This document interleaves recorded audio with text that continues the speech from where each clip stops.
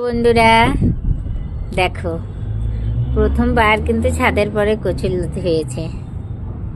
1 বছর আগে গাছ লাগানো।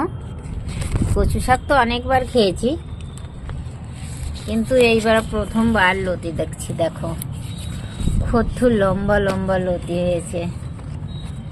দেখো, আমার একটা দেওরের বাড়ি থেকে ছোট্ট ছোট্ট দুটো গাছ নিয়ে এসেছিলাম, ছোট্ট ছোট্ট দুটো চারা কচুর। অনেকবার কিন্তু কচু খেয়েছি, কচুর ডাঁটা বা পাতা, কিন্তু এইবার খুব দেখছি লতি হয়েছে। এই যে কচুর লতি, দেখো এইগুলো সবই কচুর লতি।